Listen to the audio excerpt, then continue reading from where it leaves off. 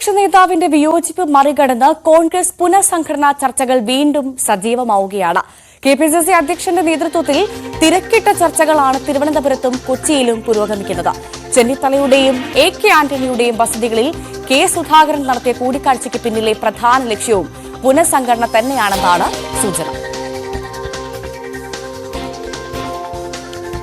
പുനഃസംഘടന വേഗത്തിൽ പൂർത്തിയാക്കാതെ തദ്ദേശ നിയമസഭാ തെരഞ്ഞെടുപ്പുകൾക്ക് വേണ്ടി ബൂത്ത് തലം മുതൽ പാർട്ടിയെ സജീവമാക്കാനാവില്ലെന്ന വിലയിരുത്തലിലാണ് തിരക്കിട്ട നീക്കങ്ങൾ. എന്നാൽ പുനഃസംഘടനയുമായി ബന്ധപ്പെട്ട പരസ്യ പ്രതികരണങ്ങൾ പാർട്ടിയെ പ്രതിരോധത്തിലാക്കുന്ന സാഹചര്യം കണക്കിലെടുത്താണ് വിവാദങ്ങൾക്ക് വഴിവെക്കാതെ രഹസ്യ ചർച്ചകൾ അണിയറയിൽ പുരോഗമിക്കുന്നത്. ഗ്രൂപ്പ് സമവാക്യങ്ങൾ ഉറപ്പുവരുത്തുന്നതിന്റെ ഭാഗമായാണ് കെപിസിസി അധ്യക്ഷൻ കെ. സുധാകരൻ മുതിർന്ന നേതാക്കളുമായി വസതികളിലെത്തി കൂടിക്കാഴ്ച നടത്തുന്നത്. എ.കെ. ആന്റണിയും രമേശ് ചെന്നിത്തലയും കെ. മുരളീധരനും ഉൾപ്പെടെയുള്ളവർ പുനഃസംഘടന വേഗത്തിൽ പൂർത്തിയാക്കണമെന്ന അഭിപ്രായത്തിലാണ്. അതേസമയം കെപിസിസി അധ്യക്ഷനെ നിലനിർത്തിക്കൊണ്ട് പുനഃസംഘടന നടത്തുന്നതിൽ അർത്ഥമില്ലെന്ന നിലപാടിൽ നിന്ന് പ്രതിപക്ഷ നേതാവ് വി.ഡി. സതീശൻ ഇപ്പോഴും അയഞ്ഞിട്ടില്ല. ഹൈക്കമാൻഡിന്റെ പിന്തുണ ഉറപ്പാക്കി കെപിസിസി ഡിസിസി പുനഃസംഘടനാ ചർച്ചകളുമായി മുന്നോട്ടു പോകാനാണ് കെ. സുധാകരന്റെ ശ്രമം.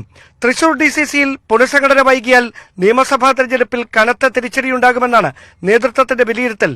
നേരത്തെ ബ്ലോക്ക് പുനഃസംഘടനയുമായി ബന്ധപ്പെട്ടുയർന്ന വിമർശനങ്ങളുടെ പശ്ചാത്തലത്തിൽ എ.ഐ. ഗ്രൂപ്പുകളുടെ പ്രാതിനിധ്യം ഉറപ്പാക്കിക്കൊണ്ട് പുനഃസംഘടന പൂർത്തിയാക്കുകയാണ് നേതൃത്വത്തിന് മുന്നിലെ വെല്ലുവിളി. NSSും SNDPയും ഉൾപ്പെടെയുള്ള സാമുദായിക സംഘടനകൾ രമേശ് ചെന്നിത്തലയ്ക്ക് പരസ്യ പിന്തുണ പ്രഖ്യാപിച്ചതിന് പിന്നാലെ പുനഃസംഘടനയിൽ അവകാശവാദങ്ങൾ ഉന്നയിച്ച് ചെന്നിത്തല അനുകൂലികളും നീക്കം സജീവമാക്കിയിരിക്കുകയാണ്. തിരുവനന്തപുരത്ത് നിന്ന് ഡാൻ കുര്യൻ, ന്യൂസ് 18.